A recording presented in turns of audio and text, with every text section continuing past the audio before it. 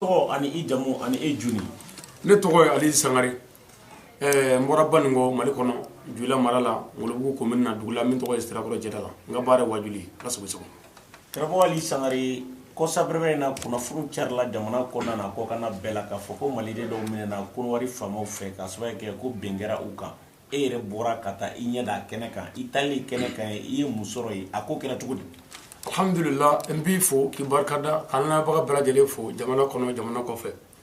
anga mali do bora mali kono kata mali dugu labala frontière dala fakola mara kono na dugu la min to way sama o ga bare yiritige machine bu yirici machine o sama kanunu dugu tigu ka jien almamu ka jien ani jeunesse ka jien o yu bla kungo do kono o ka bare ke kungo ngono o lu bela jele ko kungo nyi mali kungo de o ka bare ke kungo ngono o yorobe Côte d'Ivoire o soforo nanu mene katano Côte d'Ivoire bo karam ngi ko fon tun na jebela o nunu ne wulla 604 téléphone ta ko jigela mo wele kata no e munu masoro no patron munu masoro lu wele lu ke kata fo na ne soro téléphone na ka fo nga deme duma ko mo nunu mene na ko taro be yoro mena o yoro be ni crédit ta téléphone na ka wele ke Côte d'Ivoire du ba bela nga kalandi bi yoro Côte d'Ivoire kono ka be wele mu ka ta brigade la kata nga mo nyini antaro be yoro mi yer la fo u fagara de o tara yoro antu do bo nga kalanda be bunyali o de wulla sida kata brigade la bunyali o asro mo chama tara abidjan divo 13 be yoro do la je ali frontara so ko mali o be mo tan saba be kasula ay wele ka fo akra mo e ka mo biya mo telephone duma nga puma telephone diruma am puma nya soro anga mo do mali o de do kuma wonya me do mo dumini duma o robe o vare kay no nga kala ne o tara dumini sanga duma o karaminge an soro la ka dugu jele an soro la ka wari ciwdi ma sisa ko mal boro reta pour ka ta dumini di mo numa do la sisa nya nyini an barmo fe ngu ka ta mo nunu laje an se ko yimi an go ke pour ka saka bla anyi mishile merchi o lu ma so ngata ka fenta mo woro ci ka ta lu shi maso o kuma an yare de wulla sisa ne yare de wulla ni nga délégation ka bo malla ka ta Côte d'Ivoire do ka ta sebunyali ka ta kasobola o ngombe fe ka mo nunu ni famo ayira ka fo tna saka yibi ko fo shini mo bashitala o shini wo anana o ko ka wastra kan wi ko wanan de bestra pour que anga sega do bongo mo ya pas de souci anyo stra et puis andona andara mo nunu so anyo nyini nga ngola hala membe au fefo o ko ma ko an yare de yele jaru ni febe ko halni olu mabla olu were wasara ni ne yele ya o ya don ne dinetiki o ya don ne faso din o ya don ne mali mi fana jame de manade ona sabu ko ka bara yiri bare olu tine sara uti fenne ma meni ya olu minana ka do kasola nin nana olu laje aw kara ala de kama do mo ni so jarani wi on to la ko nyina ngol ala yit memya o ko bo ko minana domi wiye kle wolo flange giri kono kle wolo fla ko pour que mo ngake malien do khasaka na nga seka puma anya ka nyini mo mana mi ngo fana yu defere 600 ju fana juma ke olu la ya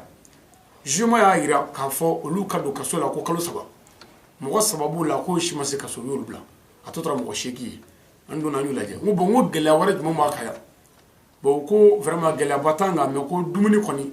ntika soro ka dun comme il faut parce que ne ka mo meta dun duma shengle o kuma kaso dumuni ton nu de ka klaw ni nyonje mo ko la bon o soro la ka fone sa ko karamo mo ba la ka dogre fla fayin anga se ko o famu ya ngo bo dogre fla me dron aka do aw mo fa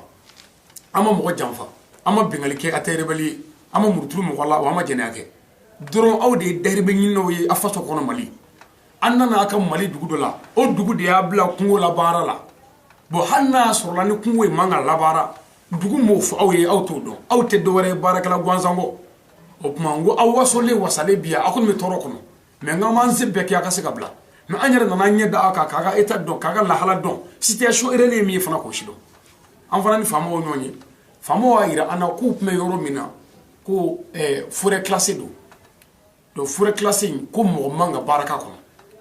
ngo bon on mana frontière ko ni frontière ko mangana ka fo ni mali ni ko wari o tanga bare on ga mission mi anga mali do ni mina na ofe on na mede o bisa ka bla chukodi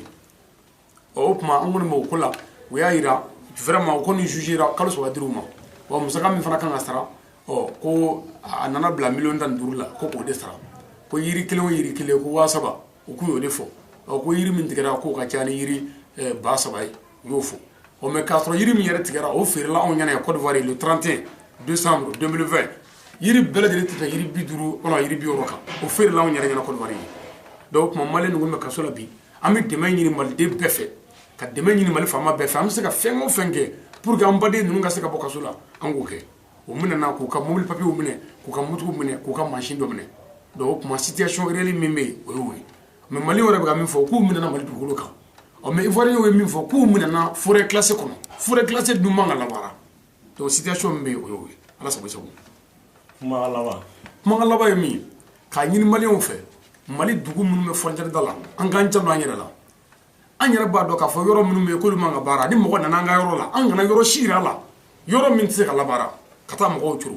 toujours an k'an janto an ka danbe la Côte d'Ivoire ni mali bɛɛ ye kelen an man ka ye ɲɔgɔn na fiyewu baasi la an bɛɛ ye badema ye an bɛɛ ye sigiɲɔgɔnma ye an bɛɛ ye somɔgɔma ye ivoirien maliyɛn fa kelen ba kelen an bɛɛ de ye kelen o tuma u kana sɔn fiyewu ka na conflit dɔ don an ni ɲɔgɔn cɛ koni dɔw la koni minnu yɛrɛ tɛ sɛbɛko wɛrɛ ni dugu mɔgɔw kun y'a fɔ a yɔrɔ in ye forêt classée nin tɛ baara nin de bɛ baara a y'o baara a banna mais u minɛnen sisan dugu ye mun kɛ foyi u minɛnen jeunesse ye mun kɛ foyi maire ye mun kɛ foyi kumana ye mun kɛ foyi ne geribu jalani wajulikɛla n tɛ faama yɛrɛ ne de taar'o lajɛ donc o tuma kuma laban ye min ye ka ɲini maliyɛn bɛɛ fɛ mɔgɔ o mɔgɔ bɛ se ka dɛmɛ don pour que an baden ninnu ka se ka bila an k'o dɛmɛ dugu ma mɔgɔ o mɔgɔ bɛ se ka fɛn kɛ pour que an baden ninnu ka se ka bila an k'o kɛ an yɛrɛ bɛɛ k'an janto an yɛrɛ la an ka se ka sariya bonya pour que an yɛrɛ ka se ka bonya ala sago i sago